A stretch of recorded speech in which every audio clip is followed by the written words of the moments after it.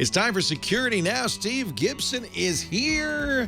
We are going to explain what StageFright is all about, and then he's going to take a look at what was covered by the mainstream media as an alternative to Tor. Turns out it's not quite right. Steve, as always, has the explanation next. Netcasts you love. From people you trust. This is Twit. Bandwidth for Security Now is provided by CacheFly at CACHEFLY.com. This is Security Now with Steve Gibson, episode 518, recorded Tuesday, July 28th, 2015. Hornet, a fix for Tor? Security Now is brought to you by ProXPN. ProXPN is a virtual private network that allows you to use the internet the way it should be, anonymously and without oversight. Save 50% off a 12-month subscription when you go to proxpn.com/twit and use the code SN50 at checkout. And by Veridesk. Convert your existing desk or cubicle into a standing desk. Veridesk is height adjustable and lets you easily switch between sitting and standing. To learn more, visit veridesk.com. That's VARIDESK.com. And by IT Pro TV. A good IT Pro is always learning, and IT Pro TV is the resource to keep your IT skills up to date with engaging and informative video tutorials. For a free 7-day trial and 30% off the lifetime of your account, go to itpro.tv/securitynow and use the code SN30. It's time for Security Now, the show where we protect you and your loved ones online with the guy in charge, the explainer-in-chief, Mr. Steven Gibson. Hello, Steve. Yo, Leo. Great to be with you again, as always. We are. It's funny, we're approaching Black Hat and DEF CON, which is always producing a lot of news, but it's also my reminder that we're approaching the end of another year of podcasts. So I thought, when exactly was that? And it's like 2 weeks from now we'll be wrapping up year number 10 and heading into number 11. So, yeah. And, it's funny, too, because I went all the way back to 2005. It was August 19th was the first podcast. 18 minutes. And I thought, those were the days. It was Honey Monkey. What was it? Honey Monkeys? Honey? I think it was the Honey Monkeys. Or it may have been the Windows Metafile. Those were like the first two. Yeah. And because I remember our original concept was, let's just sort of sit down for 30 minutes and talk about the week's events. It's like, okay. It's evolved. It's evolved over not like time. Security Now is an exception to the rule. All of your podcasts are now, multi-hour, relaxed, multi-party discussions, and that's what's evolved. I mean, unless you really hold it like with TNT, where it's expressly just a half-hour news show. I have to fill time because I don't know why, because I have to. I like to do long shows. Yeah, actually, it makes sense that your 10th anniversary be in 2 weeks, because this is episode 518, so it'll be 520. We'll conclude year 10. We missed one show in that 10 years. Yes. Yeah, and we used to be on Wednesday. God darn it. And we used to be on Wednesdays, and so the 19th is the 18th is a Wednesday. Back then, 2005, August 18th was a Wednesday, and so we'll be hitting on the 17th. What do you want to do for the 10th anniversary? I want to say hi there. So okay, that's it. Huh? Okay, so just hi there. Yeah, I have no big plans. Okay, I just want to say, hey, look, we did 10 years. That's like a big one. That's not 8. It's not 11. It's 10. That's true. We should do something. I'll get cupcakes. Yeah. Oh, Any good. excuse for cupcakes. Eat them on the air. That's right. There you go. It's funny, too, because when you were mentioning them on Mac Break Weekly, I have a buddy who's like, he just loves cake.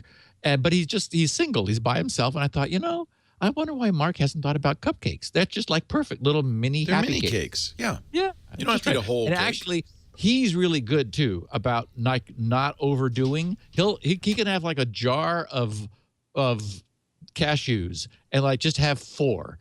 that just doesn't work for me. I can't do forecast shoes.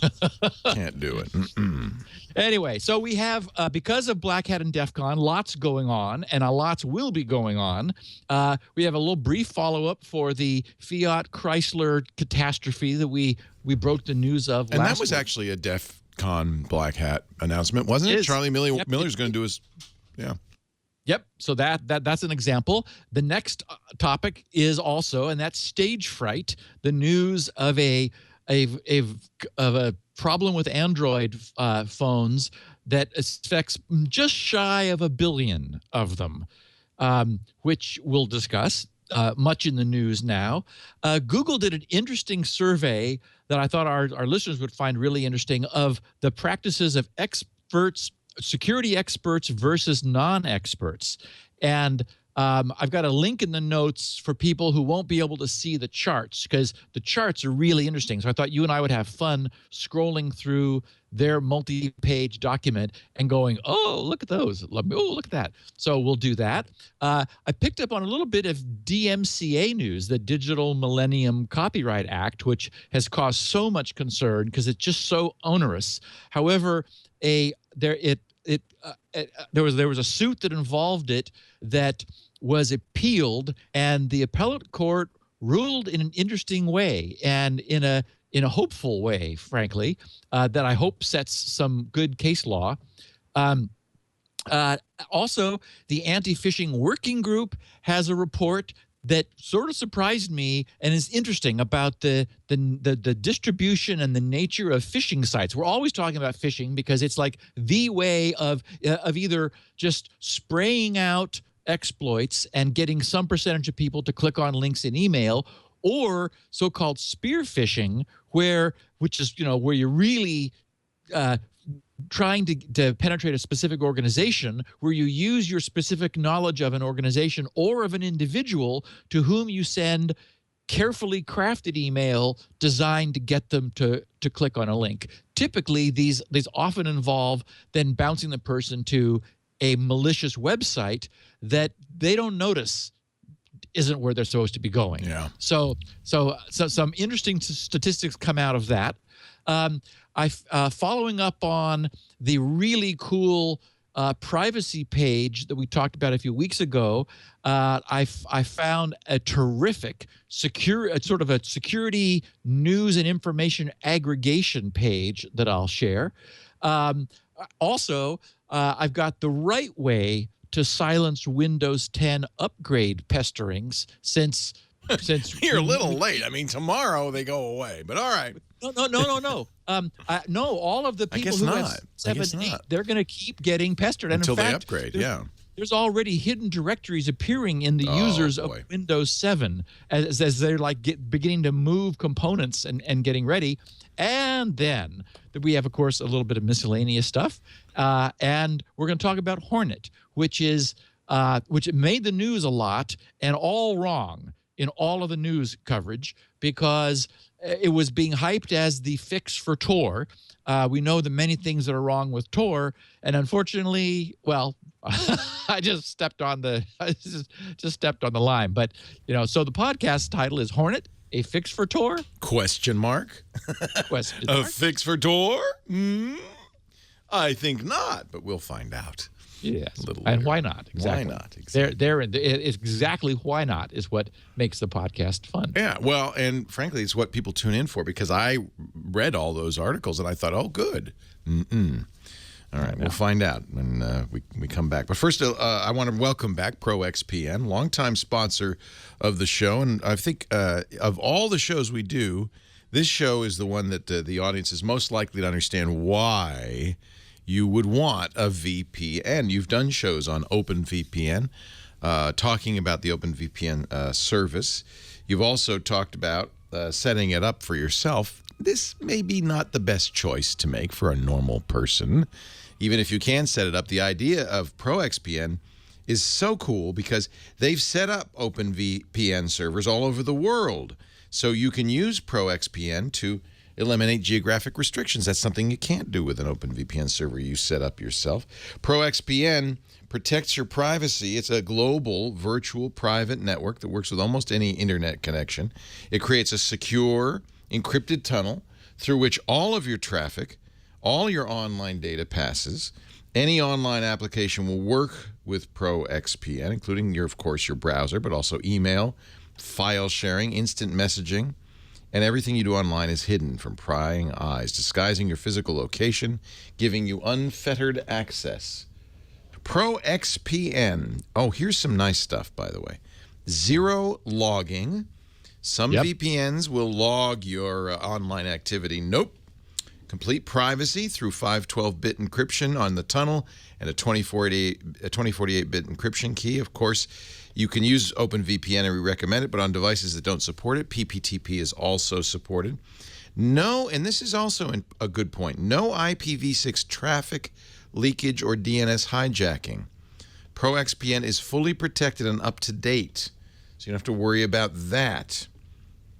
Protect yourself against your ISP's 6 strikes rule, against monitoring, throttling, snooping, bypass internet filtering and blocked websites, geographic restrictions.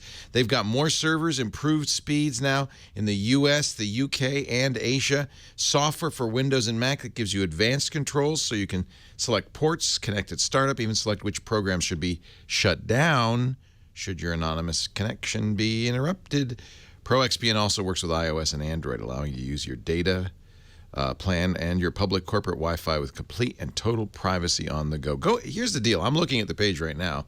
For those of you on video, go to proxpn.com/twit, and you can see the pros, all of the features, all of the great things they offer. They do have a free account that's completely free, but here's the deal. I want you to try the premium account, 7 days, absolutely free. If you're not satisfied, cancel and you'll get a full refund. And if you use the code SN50 at checkout, you're going to get $50 off the monthly price when you sign up for a 12-month subscription. That means less than $5 a month when you sign up for a year. That's a heck of a deal. Go to proxpn.com/twit. Use the offer code SN50 to save big time, 50% on the monthly price. ProXPN accepts payment through Visa, PayPal, and Bitcoin. We thank ProXPN for their support of security now. proxpn.com/twit. Use the code SN50 to save 50% on your 12-month subscription. proxpn.com/twit. Steve Gibson, yes. Your employee, Glenn, told me that they were coming back and said that it was as a consequence of my bugging them about logging policy that they decided to stop logging. They listen to you. Yeah, well, because I mean, logging for a VPN provider is a big deal. You know, that it to me, it feels like, okay, whose side are you on? Right. Are you on the side of people who want to basically thwart what it is that we're trying to achieve, whatever that is, by using an encrypted tunnel to some remote location? I mean, we know why people do that. They want to move their apparent geographic location. They want to avoid the possibility of like local SSL proxying that their ISP may be doing, or whatever. But the idea that your VPN provider would be logging your activity, it seems, wait a minute, you know, you're not on my side if you're logging. That's not doing any benefit. That's not offering the customer any benefit. And so I had sent a query to them back when they were advertising, saying, hey, you know, what's your policy? I didn't put any pressure on them. I just asked. But apparently they had been thinking about it, and they went from 7 days to 0. So yay and bravo. I mean, I think a VPN provider to be in the business needs to just say, no, you know, we're providing a service to our customers. And part of that is that we need to be able to say to anyone who asks, we don't keep logs. I think that they thought originally, well, we're going to keep 7 days so we can, you know, improve the service or play with, you know when something's going on. Or if you say, hey, something went wrong, they could go back. And they figured after 7 days, since they're deleting it, that's probably okay. But I think you're right. I mean, no logging is probably the best way to do that. Just zero. Right. Well, and for example, that's GRC's policy. I don't log any of my web traffic unless briefly, I need to see what's happening. If like something weird is going on, I'll turn logging on to diagnose a particular behavior, but then I don't need it, and I would rather not have it. Right. So just because we're up on the first page of the notes, I'll point to this week's picture of the week is interesting. It is of the top brand names on the internet. It is a chart showing the phishing attacks, the number of phishing attacks per brand. And you mean emails purporting to be from that brand, but not really from that brand. Correct. And it turns out that I have the numbers down below in my notes, but I think it's 75% of all phishing emails are for the top 3 brands. Wow. And why not? Why would you? If you're going to send a phishing email, you're not going to send it from brand 1000. You're going to send it from the Bank of America or Coca-Cola or something people recognize. But what was interesting to me was, well, Apple is one of the top 3. Yep. What was interesting is that the distribution is as sharp as it is. I mean, it's like 3/4 of all phishing email is just 3 brands that are under attack. So I thought, well, it's like, wow. Anyway, we'll have full coverage of that, but I wanted to note that Okay, so just quick follow-up on last week's big car hacking story. That shortly after we finished the podcast, Chrysler went from go to our web page and download a patch to load into your own thumb drive and good luck to you, to issuing a nearly 1.5 million car recall. And so apparently you can do 3 things. You can go to that page, put in your vehicle identification number, the VIN number, and they will tell you if you're vulnerable. And I've seen a number of descriptions. Most of the articles summarize, it's like, these vehicles and others, but it's older cars with an 8.4-inch touchscreen seems to be the best way to know. But of course, you can go to the website and find out. They're also, I've seen reports saying that they're sending thumb drives to all the owners of the affected cars, but you can also, if you wish, go to the dealer and just say, I don't know where to plug it in, help me, and they'll do it.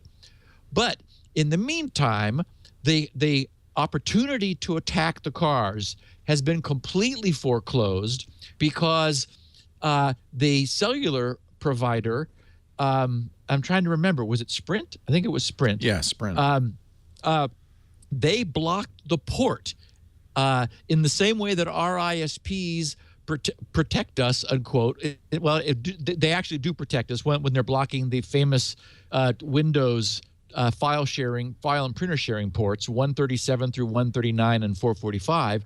But for example, they also block 25 to prevent SMTP servers from running inside their networks and so forth. So there's some things they do for themselves, some things they arguably do for their customers. And in this case, Sprint blocks the port that was open to the internet. And they had to submit a Department of Transportation.gov PDF containing a timeline of the steps that they have taken, a chronology basically. And so in that timeline, they said a communications port was unintentionally left in an open condition, allowing it to listen to and accept commands from unauthenticated sources. Additionally, the radio firewall rules were widely open by default, which allowed external devices to communicate with the radio. To date, no instances relating to this vulnerability have been reported or observed except in a research setting. So the good news is, and in fact, on Thursday, Chris Valasek, who was one of the on Friday, he tweeted, "Looks like I can't get to Charlie's Jeep from my house via my phone. Good job, FCA," that's Fiat Chrysler Automotive /Sprint. So the widely the network availability was shut down to all those, and then patches are forthcoming. So everybody acted as well as they could, given the fact that there was this problem in the first place. And I think this is just the beginning, because everyone wants to have everything connected to everything, and security is hard. Yeah. And speaking of security being hard, so again, pre-DEF CON Black Hat, this will be another presentation made in 2 weeks. A group who does like enterprise level mobile security called Zimperium took a close look at one of the modules that is ubiquitously available in Android. It deals with cellular media, but it's also in other places. For example, Silent Circle had it in their Black Phone, and it was even in Firefox. And all versions of Firefox since version 38 are already patched to this. But they took a close look at the code, and just in scrutinizing it, found 12 problems, about six or seven of which are remote code execution exploits. And what's extra scary is that this thing is running by default. As I mentioned at the top of the show, it's about 950 million Android devices are believed to be at risk from this. Google has already patched this some time ago, but we're back to the problem of back patching older phones, and that whole process seems to be problematical. In the coverage that I'm reading, it's generally felt that phones older than about 18 months are relatively abandoned by their carriers. And in fact, the ACLU has now filed a lawsuit to get the cell phone industry to face the fact that they're selling computers to people, which are now, we're finding, just as full of problems as we've been covering for all of the last 10 years of this podcast, even before smartphones happened, and for decades before, as viruses were causing problems. Yet they're not. There isn't, because they're sort of consumer devices, and the carriers don't want to continue to take responsibility for them. They're just being left in a condition where they're vulnerable. And in this case, you send the phone, all you need is the phone number of a vulnerable Android device. You send it a specially crafted multimedia message, an MMS message, and without the user doing anything, just the phone's receipt of the message, Android gets it and does enough parsing of it without it ever being selected or viewed that there are exploits in that early receipt and pre-parsing path that allow code to be executed. So anyway, so they're calling it, the module is called StageFright, which I thought, well, that was, did they name this with some sort of prescience of some sort? Unlike a lot of Android, because performance is crucial, this is not written in Java, and therefore able to get any of the advantage of the Java virtual machine protection, where essentially you're writing interpreted code. This is pure C++, where the code is essentially at bare metal, with full access to the system and full responsibility being placed on the programmer. So Android and derivative devices, since version 2.2, since and including version 2.2, are vulnerable, although those prior to Jelly Bean, which is a smaller portion of the whole, only about 11% of the devices, are at the highest level of risk, because there have been other mitigations that have been put in place. Things like DSLR or ASLR and DEP. The things that we've talked about that make these exploits more difficult. But as we know, difficult is a reach from impossible. So about 7 CVE designations have been reserved. Right now, they're still blank because everyone's running around, scurrying around and patching these. The guys at Zimperium will give a presentation, show a video of this being exploited, and they do plan to produce and release proof of concept code after their presentation. So essentially, we know what will happen. Proof of concept code will quickly be weaponized, and what I'm hoping that will happen is that some good guys will take that and create a benign proof of concept test, as we have seen in the past for other things. For example, that the little the Flash exploit that got loose from the hacking team, it contained a proof of concept that launched the calc.exe app. That's typically what they do, is they launch the calculator on your desktop just to show that, look, we just ran executable code that we should not have been able to run. So it would be great if someone would produce a benign, like someone with reputation, so we knew they were benign, produced a proof of concept, so that people could send their phone a test MMS that would allow them to proactively verify that they either were or were not vulnerable. I ran across, actually it was Simon Zarafa who tweeted a couple hours ago the patches, and they were in the boy, I'm blanking on the name. What's the alternative? Cyanogen mod. Yes, thank you. The cyanogen I'm getting mod. good at reading your mind. You are. That's perfect. What's the? Oh yeah, cyanogen mod. Of course. Yeah, everybody knew that. And for anyone who's interested, I will tweet this after the podcast, because it's your typical code diff where it shows remove this line, add this line, remove this line, add this line, and it's like 3 simple little things that if they were there, this wouldn't have happened. But of course, that's the way code patches are, and the way these problems are, is that it's just the person who wrote it. I mean, like, one of them is creating a new array of a certain size, and the fix is of a certain size plus 1.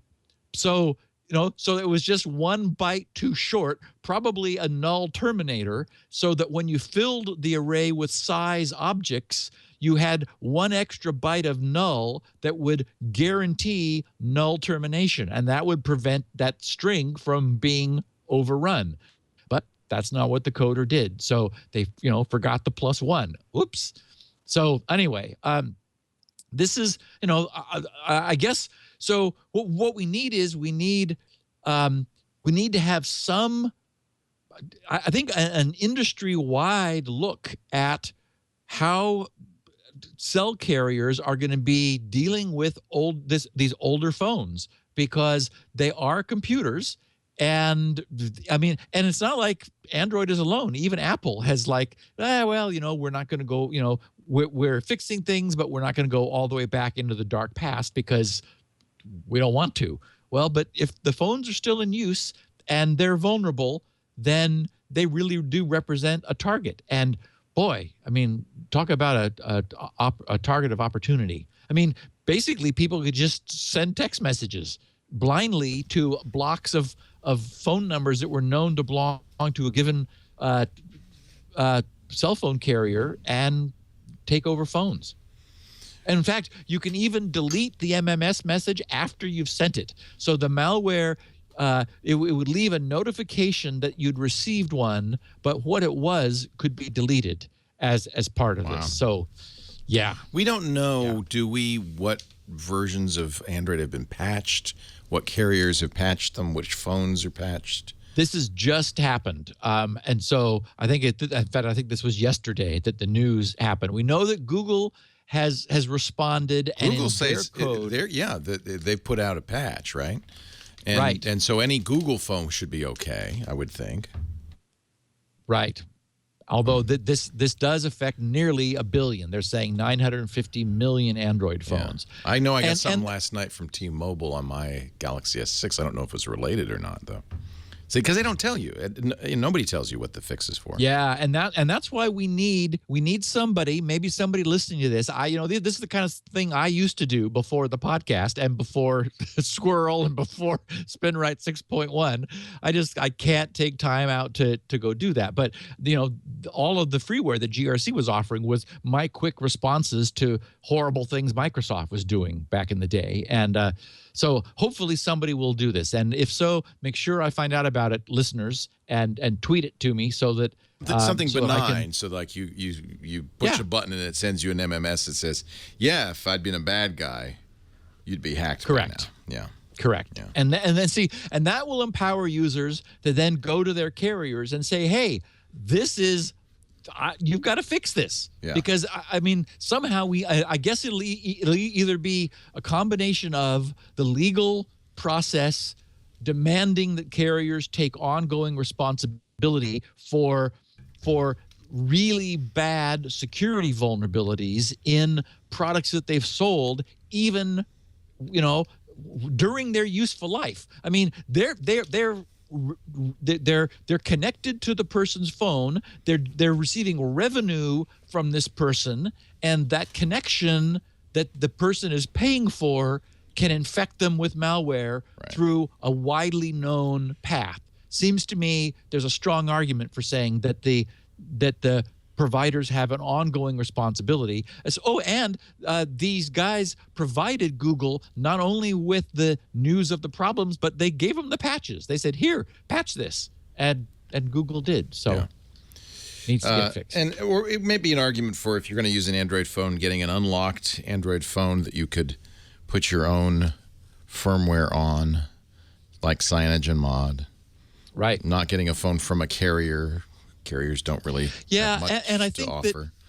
I think certainly as we know, the Android users are a broad class of people, and so listeners to this podcast could certainly do that.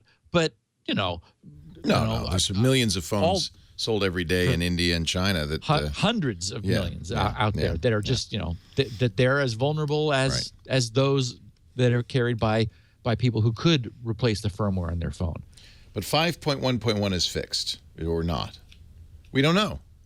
Don't know. It just happened. Yeah. Okay. Just happened. And what we need is a test. We need somebody to do that. Maybe these guys will do that. If in fact the proof of concept code they're coming out with is a benign test, it may be that what we're going to get after after DEF CON and Black Hat will be all we need. Send this MMS message to your phone. And so it may be easy to make that happen. So, interesting research from Google. You want to grab that PDF in the second link on this next page, Leo, under new research comparing how security experts and non-experts stay safe online. This was fun. There's some I guess not surprising things, but it's nice to see the charts and graphs and the exact numbers. So Google took through a online questionnaire. They profiled 231 security experts who are defined as having at least 5 years of self-reported experience in online security.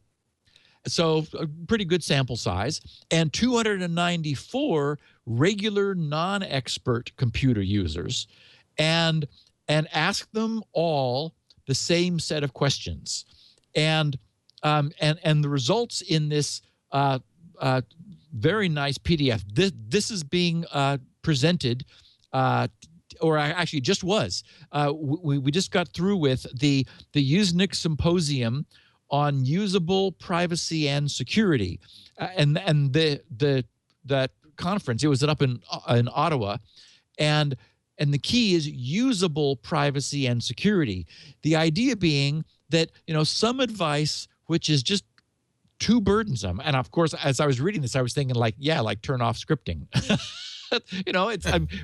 We've been covering for the last several podcasts the problems that people have with running with scripting turned off, because it breaks too many sites and people don't want to selectively turn scripting on, and I don't blame them. But there's a perfect example of asking people to do something which many people just, even though they recognize the danger, smart, listeners of this podcast who understand it. It's like, yeah, but it's a pain. What, give me something else. And so we've talked about sandboxy and alternatives. So, or I should point out though that I don't see that turn off scripting or sandboxy is in the experts list either.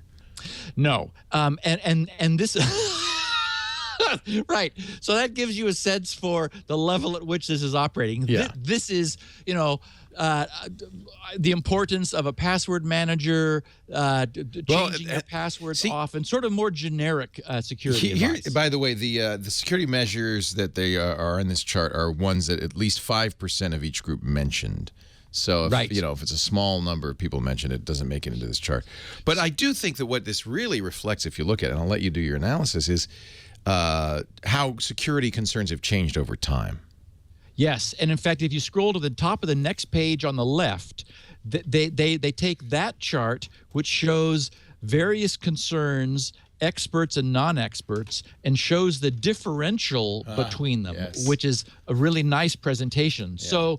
So for example, experts, the thing that experts recommend and understand most more than non-experts is the importance of keeping your system updated. Mm-hmm. That is the number one thing that experts get, which non-experts don't get. And in the text covering that particular issue, I was a little puzzled because it actually said that non-experts were reticent to do updates. And I thought, wow, I wonder where that comes from. I know that fact. I know. Yeah. But why? Mostly non-experts think if you use an antivirus, you're done. Yes, and in fact, at the other end of the chart is that is the exact inversion. That is the thing least recommended by experts and most believed by non-experts. And that is that antivirus, as you said, Leo, just have an AV. And now, wait, aren't I protected? Isn't that all I need? Yeah. And that's old school, right? That way, in the day of the zero-day exploit, that doesn't make any sense. But it used to be that was the thing to do because exploits didn't spread like wildfire. You got them from a floppy. Yep, and very good point. And I'm sure if we were to listen to our own advice 10 years ago on this podcast, we would have been saying, oh, yeah, I remember an antivirus company was a sponsor. He said, Nod 32, I think. Yep, and Dvorak and I were always talking about Kaspersky in the day. I mean, I'm talking 20 years ago. Right. Up to when Melissa came out, and that was the first email virus. And once they started spreading fast enough that you could have a zero-day exploit, I think all bets were off. Right. And I know most people I know, including you, don't use antivirus. Most of the security experts I know don't use antiviruses at all. Yep, I don't. Nope. Okay, so in the order of going from what experts advise that non-experts don't, down to the reverse that experts don't advise and non-experts do. So we have update system, most advised by experts, least performed by non-experts. Then number two, or coming down toward parity is use two-factor authentication. So and in fact, if we look at the individual chart of that, that's something that the reason it's number two in the differential is that non-experts just do not do it at all. that first chart that shows both side by side, it's experts are strong on using two-factor authentication, and it is way down at the bottom of what non-experts do. That just isn't something that non-experts are into. Is, again, people who are just using computers and want the computers stay out of their way, please. They just want to get their job done. Then a password manager. That's another thing that where the experts are really strong on it, because we understand that we need unique passwords and we need high entropy passwords, neither of which, or both of which thwart our memories. So we cannot remember all of our passwords. So then your only fallback is use a password manager. And what was interesting is password managers are not trusted. Non-expert users don't like them. They don't trust the idea of putting their passwords in a password manager. Yeah, that's interesting. It's like, why am I not asking for more trouble by doing that? That they don't get it, that it is so important not to reuse passwords and to have high entropy passwords, which thus cannot be memorized, that the gain in doing that is wholly offset from the, what concern there, from reasonable concern that you've got all your eggs in one basket. The other thing that experts do that non-experts don't is look at the address bar. Non-experts don't know what that is. I've got a good friend who thinks the internet is Google, doesn't understand that there is any difference. Wow. She's, that Google page comes up because I set that as her home page years ago, and she just says, where's the Google? It's like, okay, Judy. Yeah. So we understand about looking at the address bar, but typical users don't. Also, we look for HTTPS. Typical users don't know what that is. There's no concept of like, they're just, we have to understand, they don't even know what that gobbledygook is up there. They click links. They click buttons. It's like that just,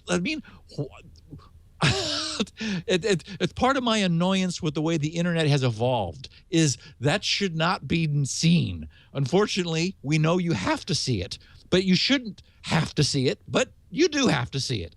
So, but, we who understand it, look at that, and I'll often, before I start to fill out a form, I'll look up there, manually check the domain, look to see that I've got the security's in place, and then go, okay, these guys, took some pains. Also, be suspicious of everything. That's the last thing on this differential chart where the experts have one of these properties to a greater degree than the non-experts, and that is we're suspicious. And that's one of the mantras of this podcast. How many times? Is like you have to be suspicious. The first lesson from that we've often talked about is never download or accept a download for something you didn't go looking for. Well, if suspicion wasn't your watchword, you wouldn't have a rule like that. Like, somebody says, "Oh, you need to update your flash." No, don't. You didn't go looking for it. Someone offered it to you. Don't do it. Because why? We are suspicious of everything. Yeah. And it's unfortunate, but all of our experience teaches that. So now we get into the second half of this differential chart. What are those things that experts are less focused on than non-experts?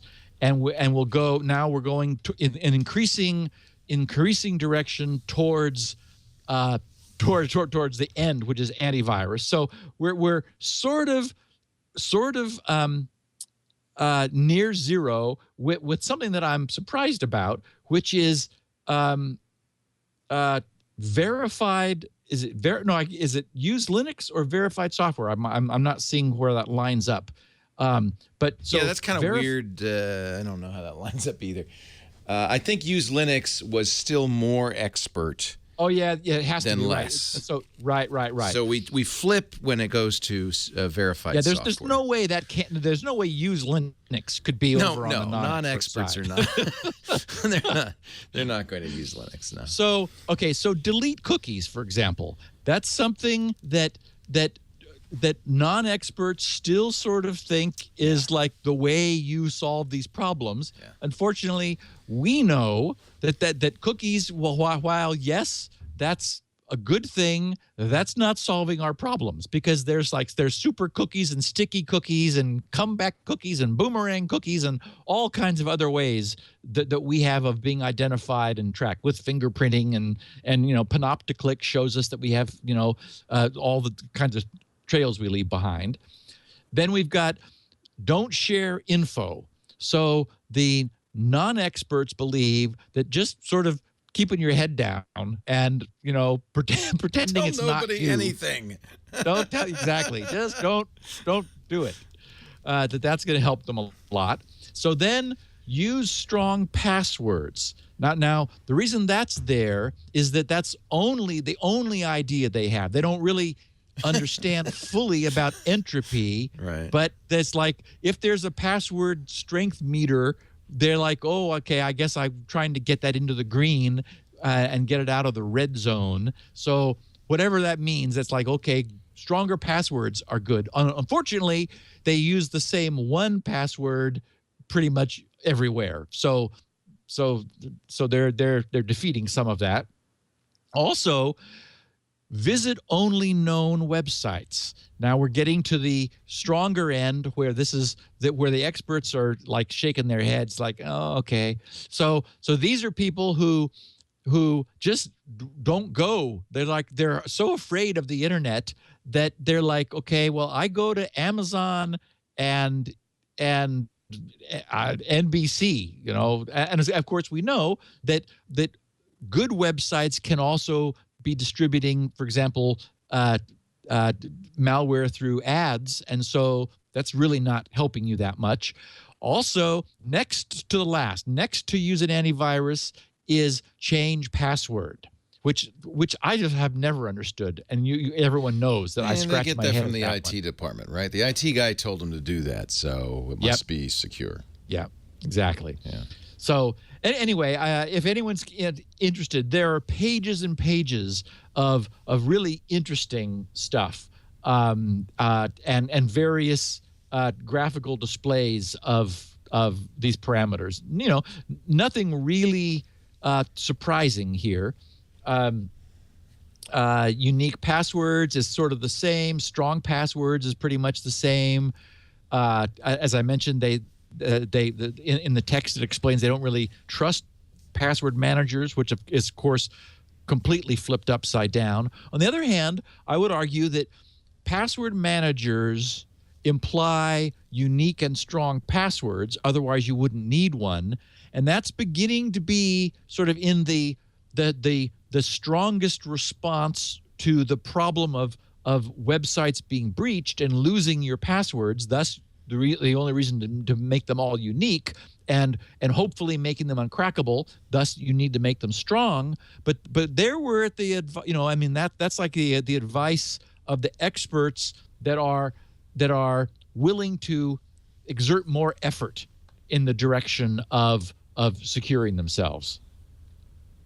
Anyway, so the whole point of this was to understand what it was that non-expert users felt and compare that to what expert users did, and sort of the idea being to come up with a rationale for what advice should be, because clearly there are some misconceptions among non-experts. Those misconceptions, arguably, if they don't require extreme measures, fixing those misconceptions would be a useful thing to do and relatively inexpensive, because on some basis it's about the economics of what these things cost users to implement. And in fact, the study shows that if it requires too much effort and it doesn't obviously help them, they just sort of say, okay, I'm not going to bother with that. It was fine yesterday. So maybe it'll be fine, later today and tomorrow. It's pretty amazing. Interesting. Yep. So the DMCA judgment, whoever tweeted this to me, thank you, because I wouldn't have found this otherwise. And I thought this was interesting the way the court ruled.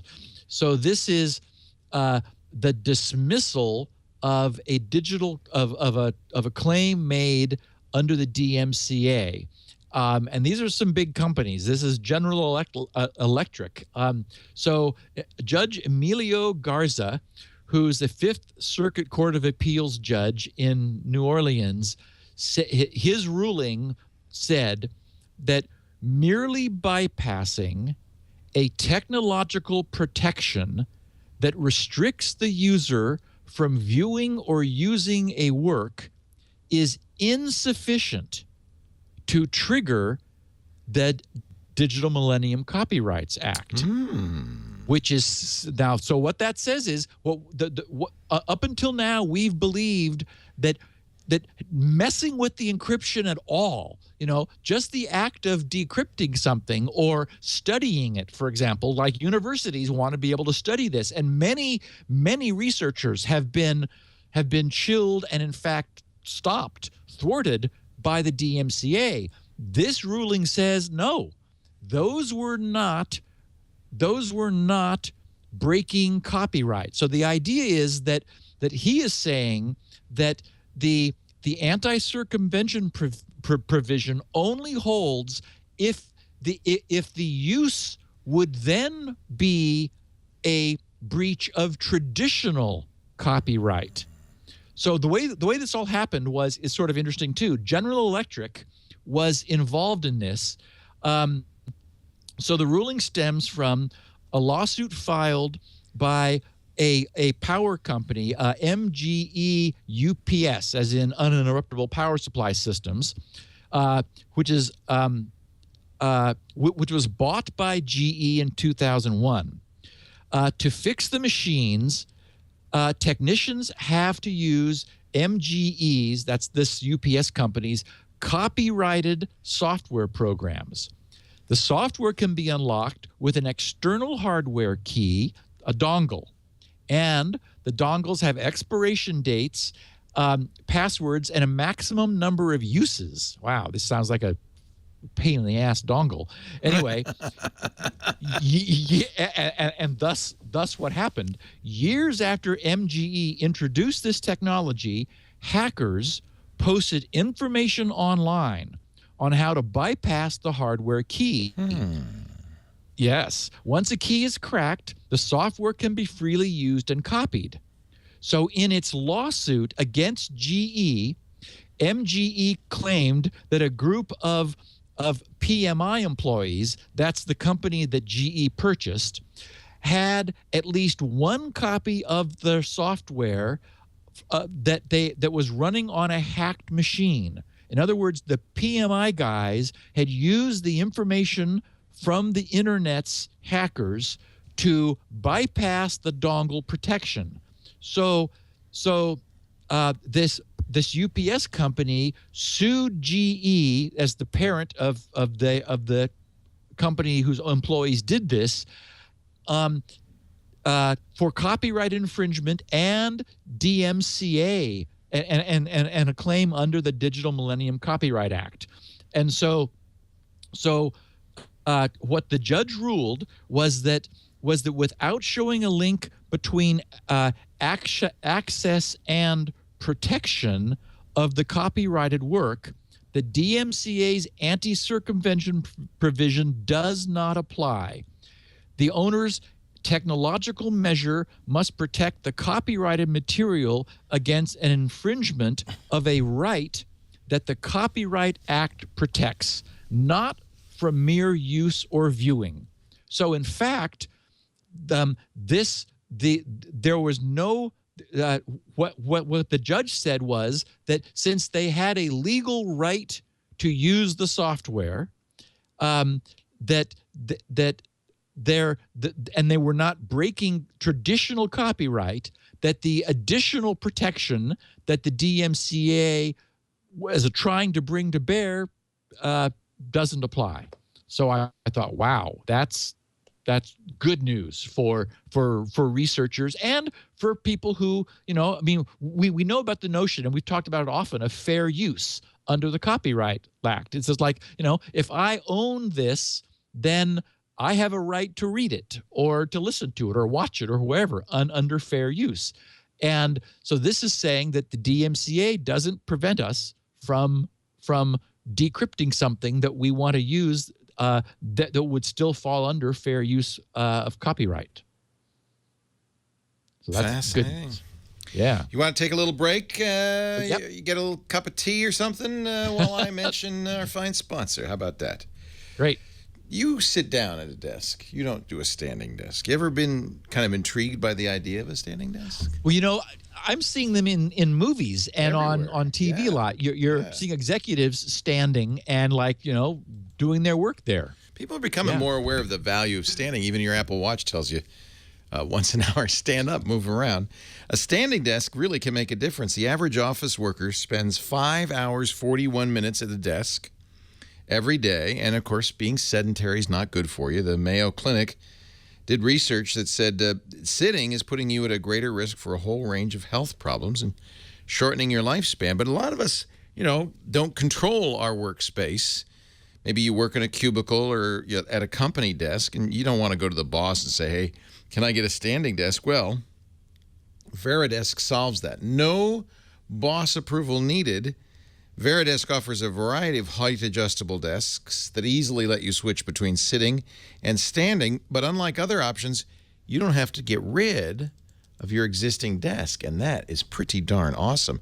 The Veridesk goes right on top of your existing desk and converts it into a standing desk, actually a standing or sitting desk, no assembly, no installation, no boss approval required. It comes fully assembled. You just pull it right out of the box, put it on your desk, place your monitors and gear on it, and you'll be ready to work in no time. The neat thing about the Veridesk is that it's spring-loaded so that you can put up to 35 pounds. Actually, it depends on the desk, but the one we have, which is the Pro Plus 36, can hold 35 pounds, a monitor, a computer, and more on the top, and you still can move it with a finger.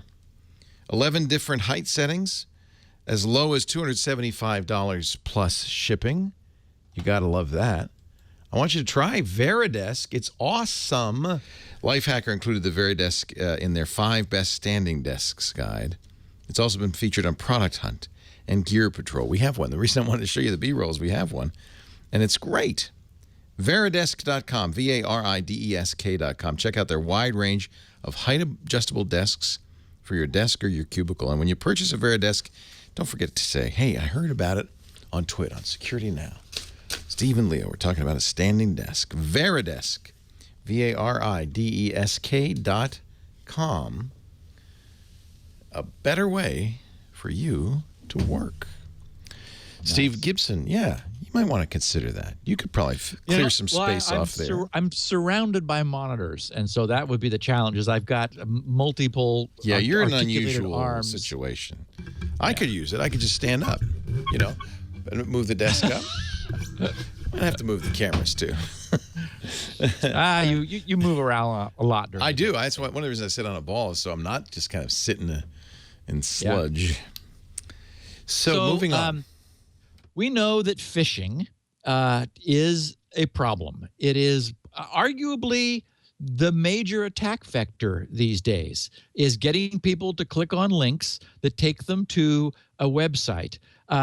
My PayPal email address somehow got loose to a phisher, and I get daily attempts, and I'm just amused and bemused. I look at them and I go, really? Yeah, you think so? You know, I mean, they're doing everything they can to try to, you know, trick me into this. And of course, these all involve domain names, which are, I mean, some of them they're not even trying. It's like, why, you know, I'm getting this phishing email, like, and it's giving me a link to something that doesn't even pretend to be PayPal. Although generally they do. It'll be, you know, PayPal in some different TLD, or PayPal dot, and then a short domain and dot, and then a standard TLD. Again, so this is why, as I was saying, experts need to see the address bar.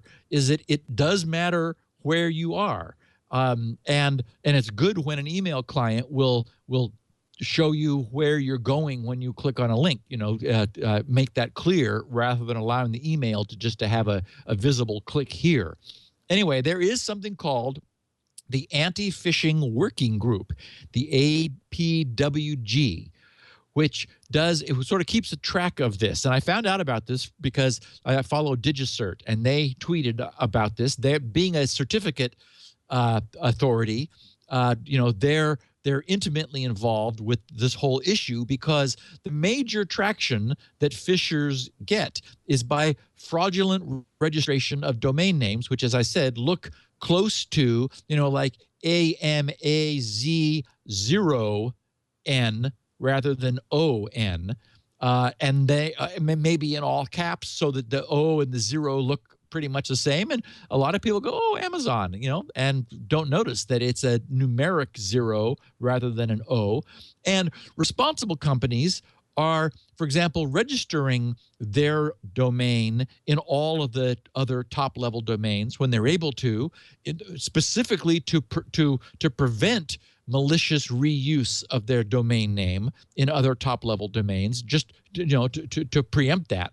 And also oftentimes registering all kinds of variations, which may be the result of typos, but can also be, a 1 rather than a lowercase l, all the sort of numeric and alphabetic substitution that we see going on.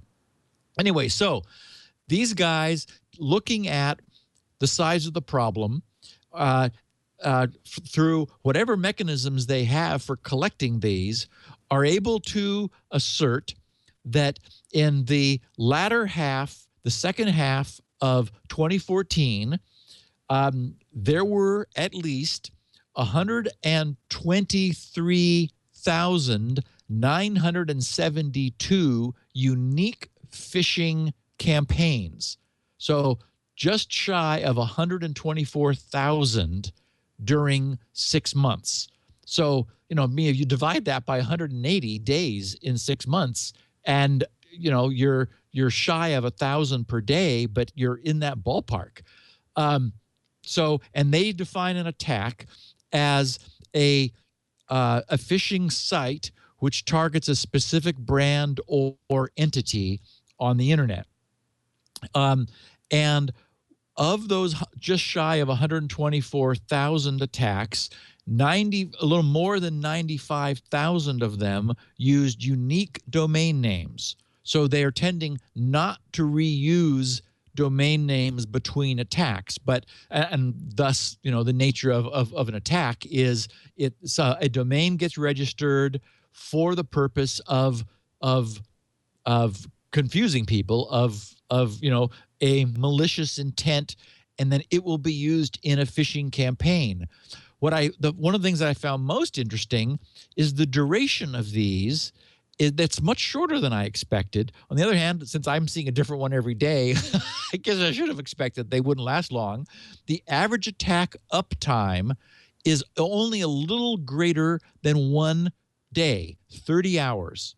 And the median uptime, that is, there are as many shorter than as longer than, is 10 hours. So half of them are less than 10 hours, and half of them are greater than 10 hours. So these things are not long-lived. Apparently, they bring up a domain, they generate a piece of email and send it out to whatever email target audience they have for that attack. It either works or it doesn't work. And, well, the other thing that happens is it is recognized by those who are actively working to combat phishing, and it's taken down. So these registrations that are being made are short-lived, not only because the campaign has a short life, but it has that short life because as soon as it's recognized to be used for malicious phishing purposes, it's deregistered. So these bad guys then have to go do another one, and they use it as long as they can, but it's not going to be long. In fact, one of the things the working group found was there seemed to be some slacking off relative to history in the rate at which these were being taken down, sort of as if people are just getting tired of. I mean, think about the number of these domains. 95,000 domains, more than 95,000 domains in a 6-month period are malicious, used for phishing. They're being registered, and then they're needing to be proactively deregistered by people who are working to combat this. And then we see skewing, which is interesting. This is not just a flat distribution. There's a distribution such that 75% of the malicious registrations occurred only in the top 5 TLDs. And I guess that's not surprising, because that's where the attacks focus. For example, the same 75% of attacks, or I meant the same percentage, 75% of attacks are occurring against only the top 10 targets on the internet, of which the top 3 are Apple, PayPal, and a Chinese site, Taobao, Taobao.com. I'd never heard of it, so I looked at it, and it's a Chinese page with looks like ladies' fashion apparel or something. Not being a Chinese reader, I couldn't tell, and there's no English to help us out there, but lots of girls and apparel. And so those are the top 3. Apple, PayPal, and this Taobao are the targets. And so the top 5 TLDs correspond to the same amount, the same fraction, 3/4, the top 3/4, and that's .com. Again, not surprisingly, because that's where Apple and PayPal are. .tk, .pw, .cf, and .net. So even though there's been a huge explosion of TLDs, what's like 272 have 272 different TLDs have seen attacks in them, and in the second half of 2014, 1/4 of those, about 56 of those, were brand new. Actually, 1/5 of those, were brand new. So new TLDs are, as we know, are being created. That we have .info, there's .guru, there's all kinds of things, and those are not immune, but generally people are focusing on the top 10 properties on the internet, of which the top 3 are Apple, PayPal, and this Taobao, and those 3 companies experienced independently 20,000 phishing attacks against their services and brands. So it may be that and I've never looked at the inside of how this operates, but it might be that Apple is reporting the domain, like Apple has some visibility into the phishing attacks against their own apple.com domain, and are doing constant takedown notices in order to remove domain names from the registries in order to get these things out. And then I have a chart here about attacks by industry, where in general about 40% of all attacks are e-commerce, with the next largest being banking at 22%, and then next after that is money transfer at 20.7%. So together, what's that? That's 42 plus 40, so 82% of the attacks are e-commerce and banking and money. That's of course that's in my own little example. Go where the money ridiculous is. Yeah. PayPal phishing that I get every day. That's what they are. They're just all kinds of random things trying to get me to somehow give up my PayPal credentials, and by any hook or crook that they can come up with. So, I thought it was interesting to put some numbers on something that we're talking about all the time, because that's famously that's how RSA had its huge breach. Is some administrative assistant clicked on a link in email email, and that let the bad guys in. And we believe that's how Office of Management and Budget at the OMB in the U.S. federal government got the same attack. It was a phishing email targeted at them. So a fabulous site, Leo. You're going to want to bring this up. Okay. infosecindustry.com.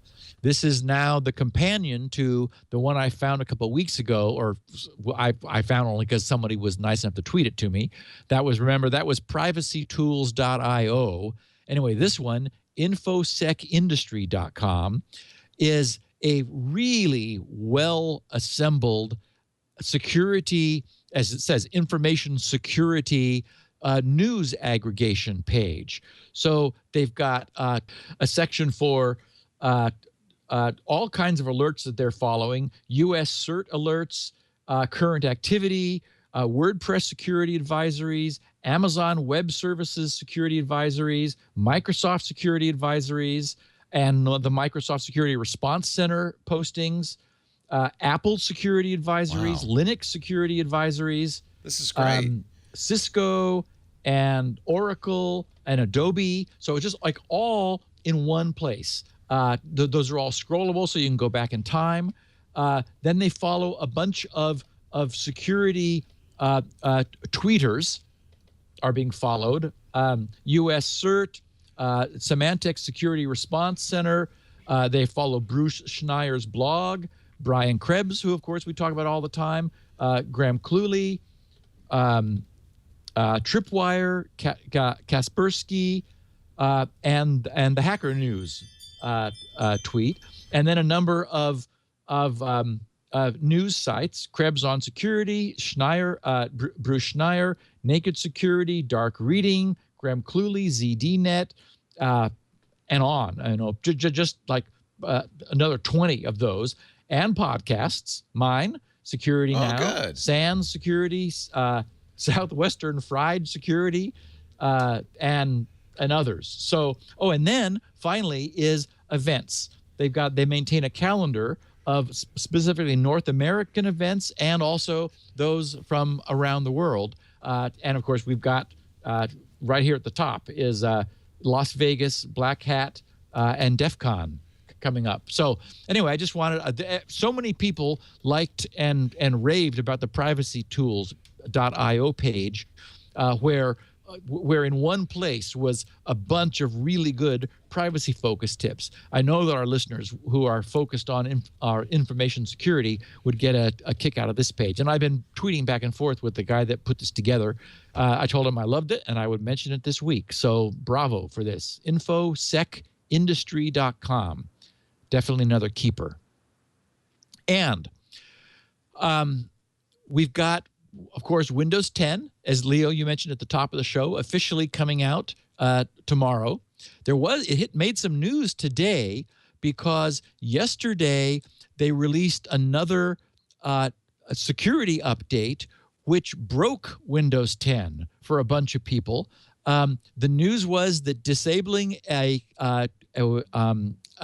network adapter could cause a problem, and that if you went to the classic add remove programs page, double clicking on something which would normally remove it would instead crash Windows Explorer, and that was reproducible. I tried it on mine because I did update yesterday following the news of the update, which I tweeted about, and it did not crash mine. I had a Lenovo laptop, and I thought, okay, I can safely remove the modem. Yeah. So yeah.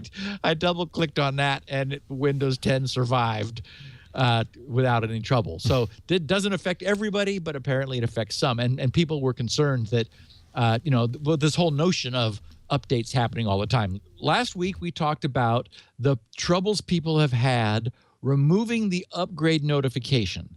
And there are people who are just not ready to go to 10. I mean, I'm not actually going. I've got it on a laptop just because I'm curious and I want to see what it's like and decide whether I'm going to go to 7 when I leave XP or make the leap to 10. I'm not sure yet. I just sort of have to get used to the new look and feel, give myself a chance to do that. But anyway, Microsoft's acronym is GWX, which stands for Get Windows 10. And so there have been various postings. We talked about it last week, where initially you could uninstall the upgrade, unquote, the Windows update to Windows 7 and 8 machines, which was annoying people.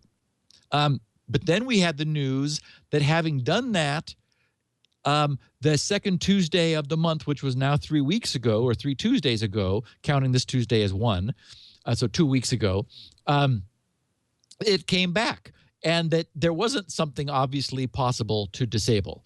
So the good news is, for those techies here who do want to disable this, who don't, and I guess my advice of hiding it doesn't work, or doesn't work robustly.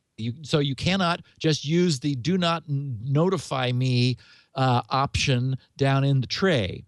There is a registry key and value that can be created. Apparently, if you've got this, you've got something under the HKey local machine, software, policies, Microsoft, Windows, GWX.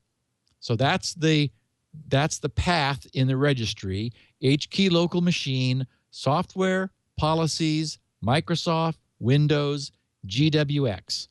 Under this GWX key, you create a D-word value named disable, with capital D, lowercase disable. So disable, all caps GWX, and give that the value of 1.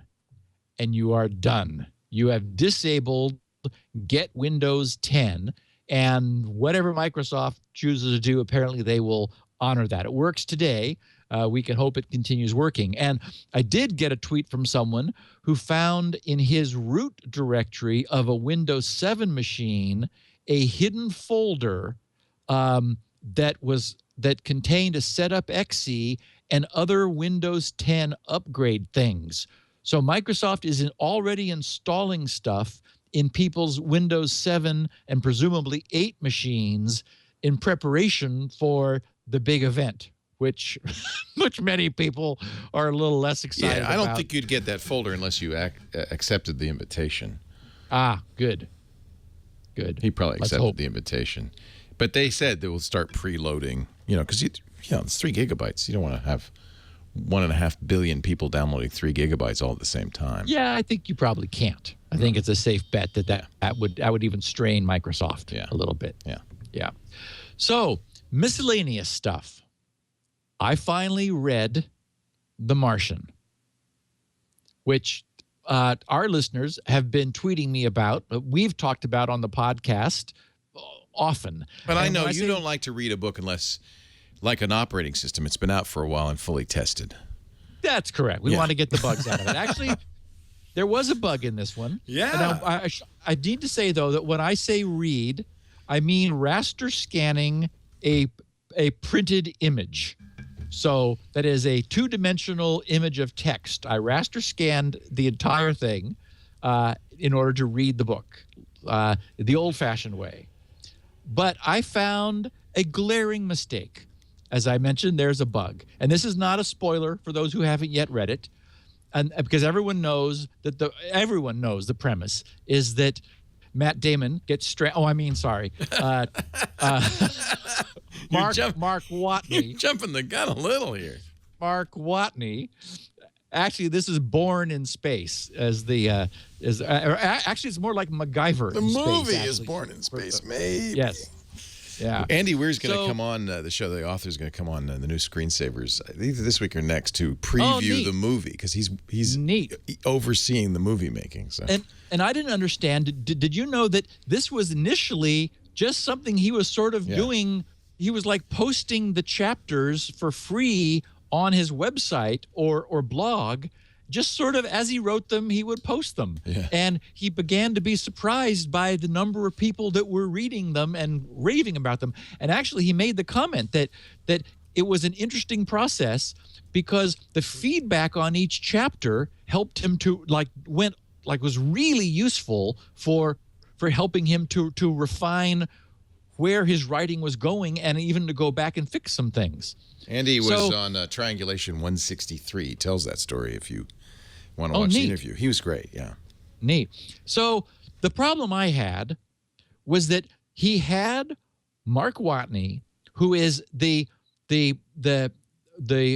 mission's botanist and engineer. So because they're both cross-trained and have multiple training so that they can be more useful for the mission. It was a 6-man mission. He was one of the 6, and he of course got left behind. And this is his story of survival on Mars. So he's incredibly inventive and so understands how to grow things and how to fix things. But there's this glaring mistake, and that is that he, for some reason, is not aware that the 14 satellites orbiting Mars are imaging him all the time. And that of course, Houston, NASA, will know that he's alive because he's moving stuff around outside. And so it was interesting because this was like a revelation that he took with some surprise when he did arrange some communication, and I won't talk about that because that would be a spoiler, but it was like, oh, it's like, okay, wait a minute, I mean, we know who he is. There's no, and he absolutely knew that there was this huge network of satellites that was imaging Mars, yet he didn't think to like put stones out in a pattern or like somehow like, scratch in the sand, hi guys, or I'm still here or something. Anyway, I sort of thought, well, but other than that, and I have to say to all of our listeners who have not read it, it was great. I really enjoyed the book. Yeah, it's really good. So, yeah. And not a long read. I read it over the weekend. I started on maybe Friday, and as often happens, it sucked me in. It is definitely a page turner and hard to put down. Let me get this clear. You're so adverse to holding a paper book that you scanned the pages in? With my eyes. Oh. In a raster scan. Oh, I get it. Called reading. I've heard of that, but I didn't know anybody who did it. Yes. Yeah, the problem is that we seem to have repurposed that word. Instead of it being read to me, I read it myself. So okay. The raster scanning was performed by our eyeballs. Correct. That's the time-honored tradition known as reading. Is raster scanning. It is a great book. I don't know what it would be like to read a book. I haven't done that in so long. Yeah, it's the same, Leo. I think I grew up reading. We didn't have video games, and I wouldn't have been a video game person back then, except for the technology anyway. I had such a thirst for knowledge. Mom would drop me off at the library at San Mateo Public Library. She would, that's where I would just spend my days, just down in the stacks reading. And that's what I did. So I think, I get it that there are people who are not readers and there are people who are ebook listeners. Anyway, this is a great book. So, and a piece of errata. I know better. I knew better. I do know better. When I said last week that you could use system restore to back out of the crypto locker problem. It's like, what was I thinking? Of course not. System restore only stores the system files, not all of your personal documents. I was confused and didn't apply my own knowledge because someone had written to us, we covered it on a Q&A, that he had successfully used system restore to recover his files. Well, that just maybe we got confused about what he was saying, or he was confused. Anyway, I ended up being confused. Many people corrected me, so I wanted to officially correct the record and say, yes, of course, I know that system restore doesn't restore, it's not a full rollback of everything on the machine, only the things that may have gone wonky in Windows, the Windows system file. So thank you, everybody, for your corrections. I certainly stand corrected. And a quick Spinrite story. This is from a listener of ours, Jason Robome, who's in Allen, Texas, who wrote last week on the 15th of July, Wednesday. He said, home security DVR HD failure/recovery. It's interesting. We've had a few DVR testimonials recently. He said, Steve, I wanted to pass along a testimonial on Spinrite. We have an alarm company, ADT Pulse is his alarm company, provided DVR for the cameras outside our home. Wow, so he has it for his residents. He said, recently, the DVR's alarm was periodically sounding all hours of the night, as one would expect. Thank you, Murphy, he says, letting us know that the hard drive was in an error state. Rebooting the DVR only seemed to make the hard drive error alarms more frequent. So we just unplugged it to get some sleep. After 3 failed ADT service appointments to replace the DVR unit. And when I was reading that, I thought, what? They couldn't fix it, but it must be that somehow they just missed the appointments. Because then he says, I figured it couldn't hurt to crack the DVR open and see what was inside. Turns out, a simple 1 terabyte WD green SATA hard drive. Seeing that, I quickly grabbed my trusty copy of Spinrite, attached the DVR's hard drive to my PC's SATA cable, and booted up into Spinrite. 90 minutes later, running on level 2, Spinrite declared it was done. Interestingly enough, Spinrite did not show any errors or corrected sectors. But having heard that this is common when Spinrite induces the drive to fix itself by showing it its own problems, I shrugged and placed the hard drive, the Spinrited HD, the hard drive, back into the DVR unit and powered it up. Guess what? No hard drive alarm and a fully functional DVD, or DVR. All of the recorded video streams are still there as well. Thank you, Steve, for such a great product, and I know we'll all look forward to Spinrite 6.1 plus versions in the future. Sincerely, Jason. Nice. And so for what it's worth, and for everybody who's wondering, yes, 6.1 is the next thing I do. As soon as I get Spinrite to a point where I can put it down, I will, believe me, I am looking forward to getting back to 6.1.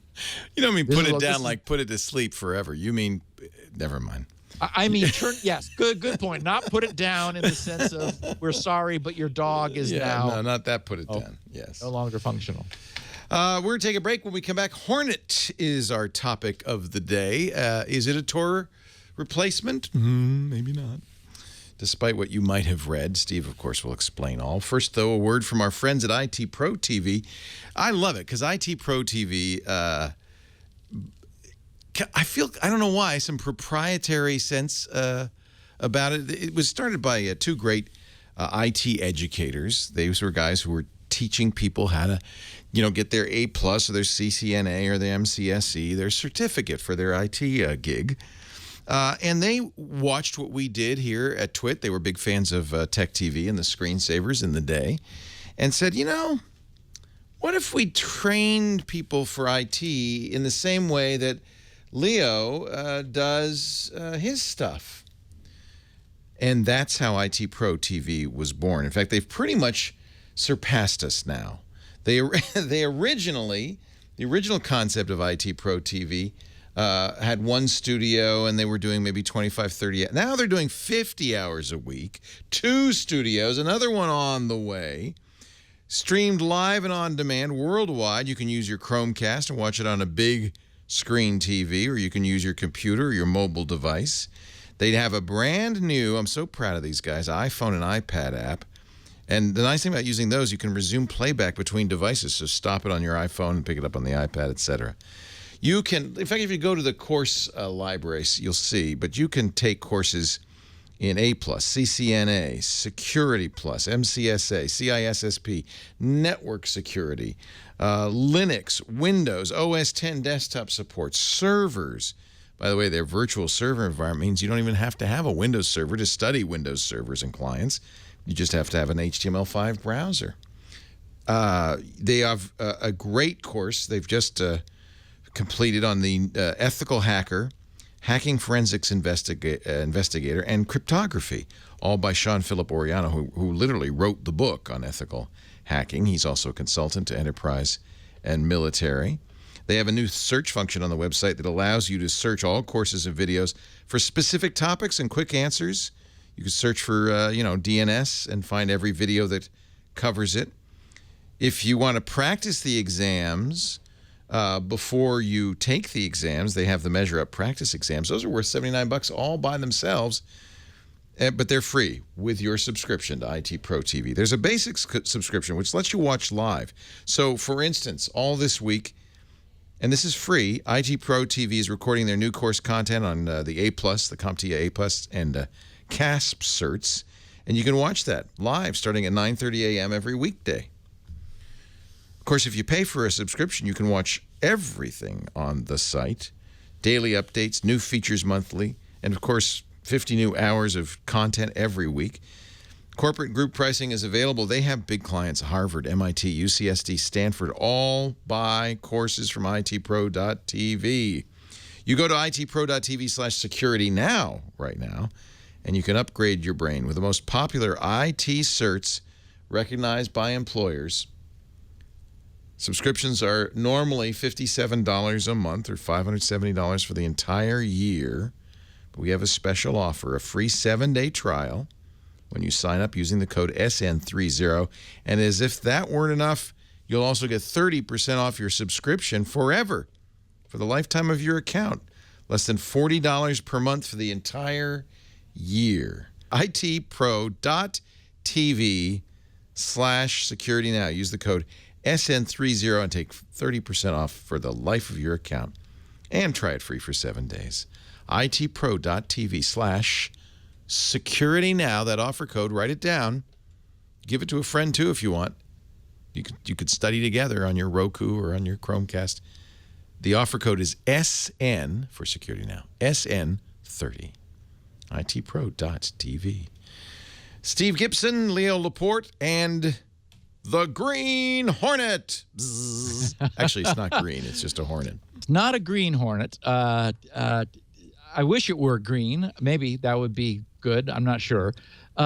So we've talked about Tor a lot. We did a podcast about it, the Onion router, and how it operates by successively encapsulating encrypted data as it moves through this network. Normally, you have an entry node, a middle node, and an exit node.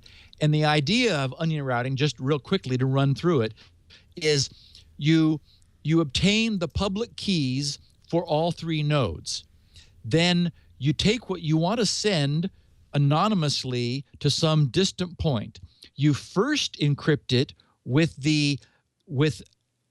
in a way that only the last node can decrypt. Then you encrypt that for the middle node, and then you encrypt that for the first node. And so we think of this successive encryptions as layers of an onion, because now you've got something triply encrypted where the last encryption is for the first node you will encounter. So you send that to the first node. It, and only it, knows how to decrypt it. So it's being sent is secured by, like, way secured. You know, your data is buried under 3 different layers of encryption, where the keys are known only to 3 different routers, onion routers, out on the internet somewhere. So the first one decrypts its outer shell, and only when it does that is the destination of the middle node known to it. So nobody seeing that original packet going to the first node would know where it was going to go to after that. It decrypts it, finds out where to send it only then, and sends it there. Now you're at the middle node, and only it knows how to decrypt that middle layer. It decrypts that. Now it knows where to send it to the exit node, so it decrypts that So it sends it to the exit node. The exit node decrypts that third and final innermost layer. Finally, it's the data that you originally wanted to send, and that contains the IP address of where that should be sent, so the exit node sends it off. Well, if all that sounds like a lot of work, you're right. And that's why Tor is notoriously slow. And in fact, that's why we're only using 3 nodes. If you use many more nodes than that, which could, and circuits can be built. This 3-node thing is called a circuit through Tor. You can build circuits with more nodes, but oh, Lord, does it slow down. Because, first of all, the system, Tor, is now being heavily used. 2 million users a day use the Tor network. It's grown dramatically, and we talked about it a couple of podcasts ago when we were looking at some researchers were trying to figure out how to improve its anonymity, because what we've learned is that if you really scrutinize this kind of onion routing network, there's no way to prevent the traffic association problem. That is to prevent associating incoming and outgoing traffic. And there's 2 stages that we've discussed in the past. One is where you don't have any idea where someone's traffic is going, so you need to look at a lot of nodes. But then the improved version is the confirmation attack, and that is very powerful. When you believe you know where the data is transiting, if you mess with it, like deliberately delay a packet going through and then let it go and then look at it come out the other end, it's much easier to confirm a suspected route through this kind of anonymizing network than it is to just, without any knowledge, try to guess where it's coming out. The problem, of course, is that in order to do this, you have to have visibility into the exit, and the entrance and the exit.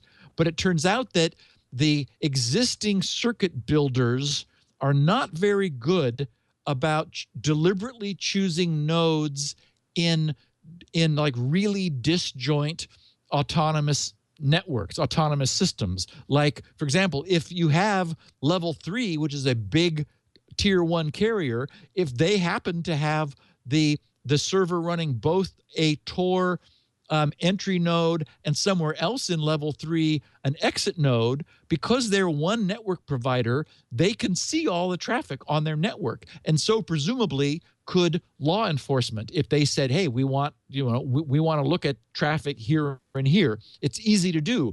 Whereas if it goes across the world somewhere to a different provider and across a different portion of the world to still a different provider, then you've got stronger anonymity guarantees. On the other hand, boy, is it slower. Again, this really runs slowly. So, HORNET. The name HORNET is an acronym for High-Speed Onion Routing Network Layer, HORNET. What these guys did, and what all the press got wrong, the press was all jumping up and down. It's like, yay! They were talking about the speed, which is impressive, and saying that this like solves the problems with Tor. Well, first of all, this isn't deployed. No one's ever built one of these. It doesn't even exist, first of all. So they're just assuming it's a lot faster. Well, what they did was they built a software router.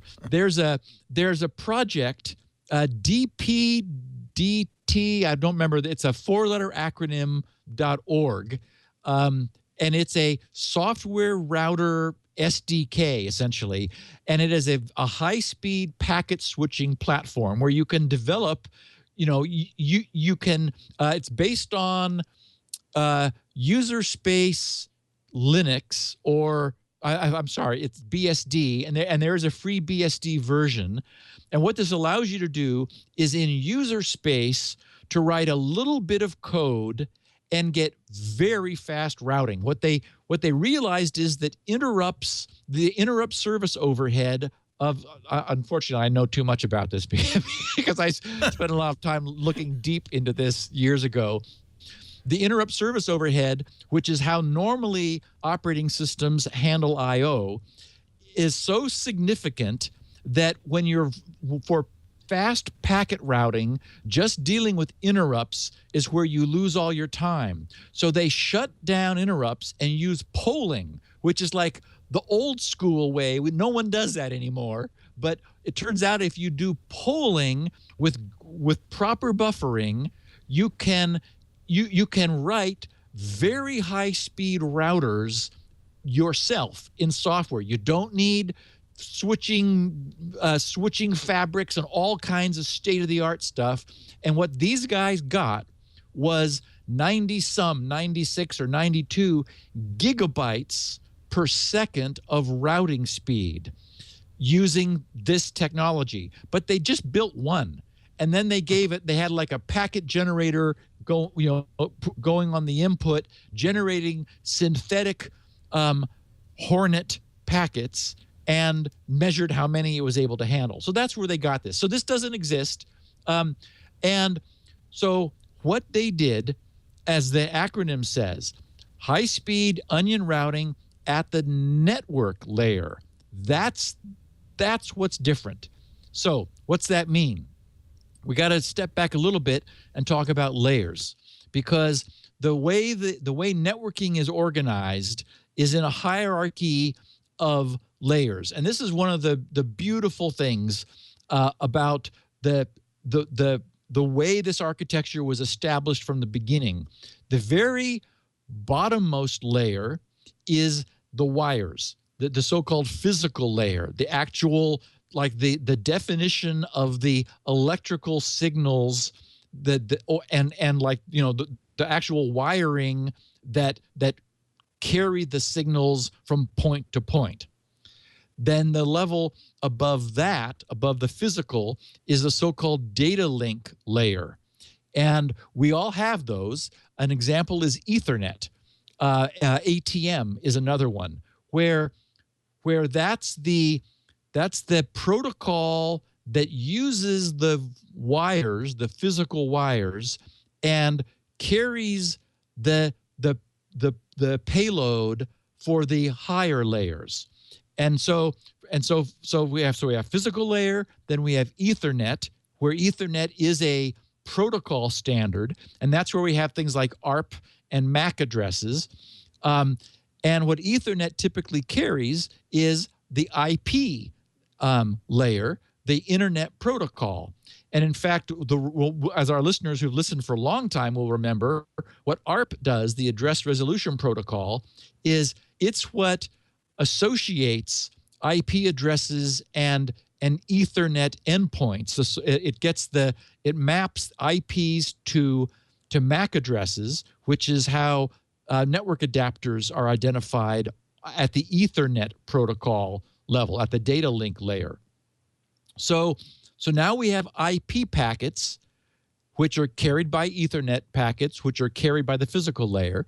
And the IP packets contain and that's the network layer. Then they'll contain the transport layer, which is something like TCP or UDP, which are the protocols which run on top of IP.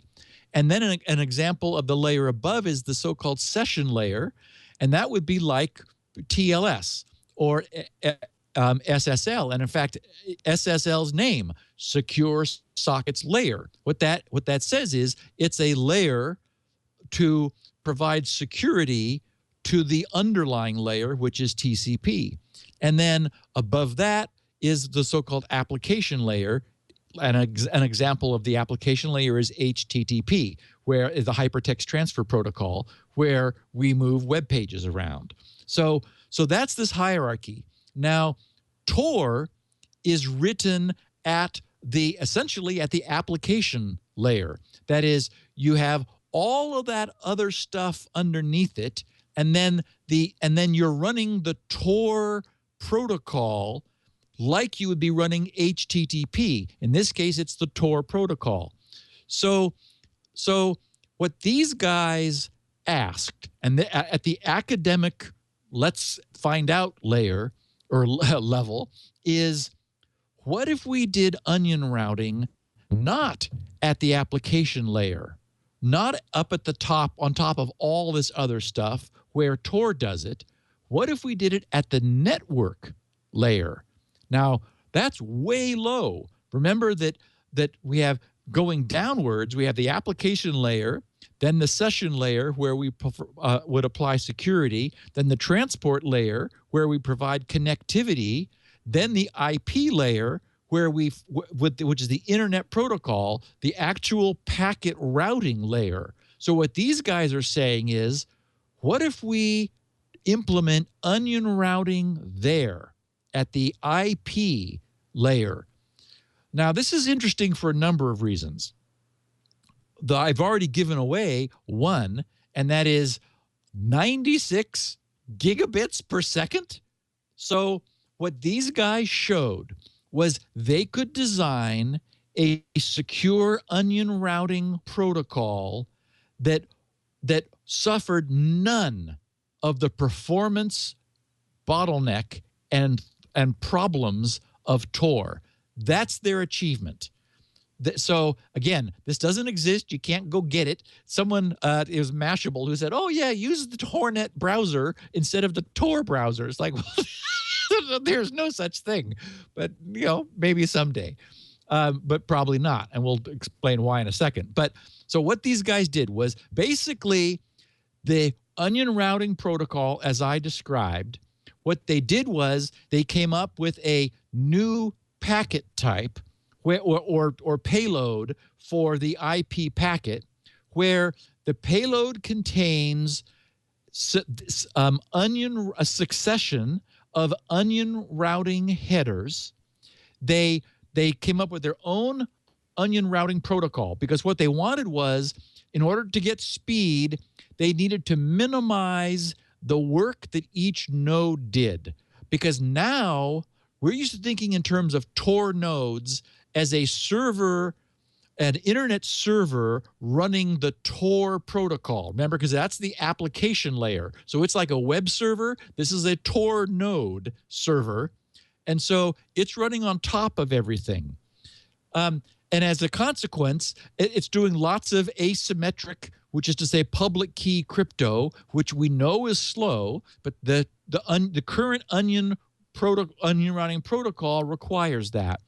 These guys flipped all that around. First of all, they are using elliptic curve crypto, and they're using the one I chose, the good one, the 255.19 Edwards curve, which is the one I use for Squirrel, and that we're seeing more people adopt because it's a win. It has both short keys and is very fast, and bulletproof security as far as anyone knows. What they do is they still establish a circuit using a variation of the Tor protocol. They reach out to the various nodes, but we need to think differently now. Now we're actually talking about a hardware router. I mean, there's software there or firmware to if this ever happened that would implement HORNET, but it's a router in the way we think of internet routers, meaning lots of interfaces coming into it, the routing table, and right now today's routers do nothing. They do no processing, except they look at the destination IP, they look at their routing table, and as quickly as they can, they stick that in the queue of the interface that the routing table tells them to send it to. That's all they do. So imagine if the internet's routers were enhanced. We've talked about how security is not part of the internet protocol, that it's, as we can see, layered on top of the existing low-level protocols. These guys asked the question, what if we upgraded, updated, had second-generation routers? And of course, unfortunately, it'll never happen. But it's an interesting thing to think about. What could we do? So they designed, and what HORNET is an academic exercise in the idea of onion routing at the IP level, not 4 layers up at the application level. And the idea is you need minimal work per router, meaning that it's only doing symmetric crypto on the packet. The packet comes in, it has the key, it does because it's established that it uses that to do fast symmetric crypto on the packet, and it forwards it to the and it takes the result of that, obtains the IP address where it's to forward it to, which isn't otherwise visible, and then sends it on its way. That router at the IP level, again with symmetric crypto, runs that across the packet, obtains the IP address, and forwards it. So each phase is taking a wrap off of the onion to obtain the IP address and forwarding it at the network level. So what they have successfully shown is, in a different world than we live in, unfortunately, where all the internet routers have some smarts and some time, because I mean, this isn't zero overhead. Right now, we're worried about IP fragmentation ballooning the size of the routing tables, and that not only won't they fit, but it requires more time in order to find what you're looking for in larger routing tables. I mean, so in general, routing is going to be a challenge, and of course, IPv6 is going to be a mixed blessing. Hopefully, we get some routing table consolidation, and by having a chance to redo this after the internet is now several decades old. But if routers had this protocol, what they could achieve is much higher onion routing performance, and they worked out all the details. The problem is, if you have near real time, then there's even more ability to do traffic pattern analysis, and they don't address that at all. Now, one of the things you do get is you can have many more nodes, because your per node overhead is dramatically reduced. So no more like three hops. You could have 14. In fact, they mentioned 14. That's why I had the number in my head in their paper. I mean, you could afford to have this thing jump around a lot. But the other thing is that you're inherently now routing encrypted information where looking at it at any point along the way tells you nothing about its future. So if the internet's routers had this, then you don't even really need to set up a circuit. You just route this where, I mean, you do need to determine where its destination is so that you're able to build the header, the onion header, in order to contain all of the keying material for these routers. But you're able essentially to bounce this around a lot more without incurring the significant per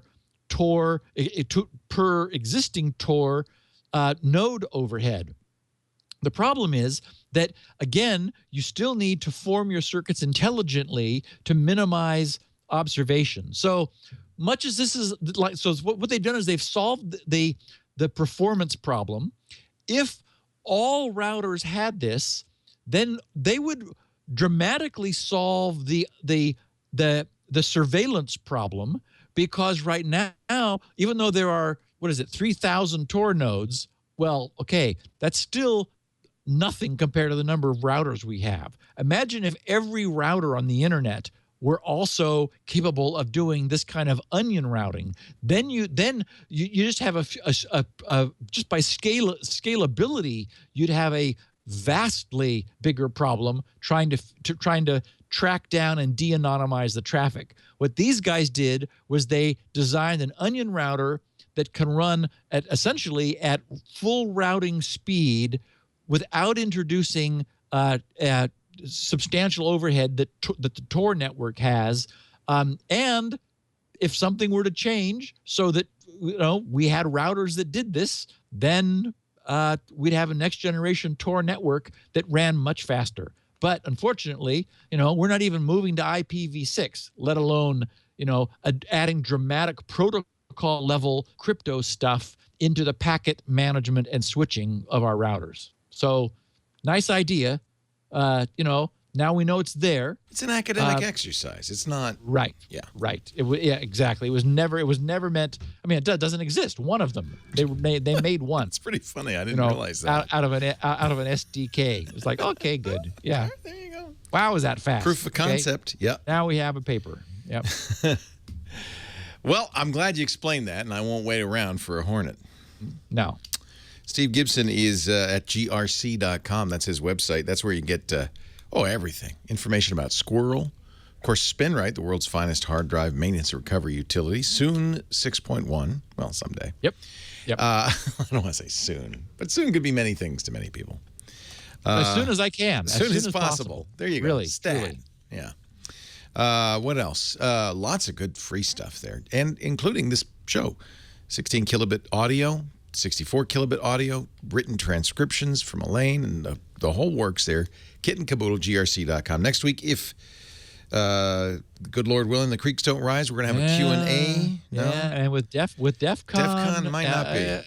DEF CON and Black Hat. We may squeak a Q&A in before the avalanche hits the week after. No reason not to ask a question if you've got one at grc.com/feedback, or go to Steve's Twitter account. Ask him there at SGGRC.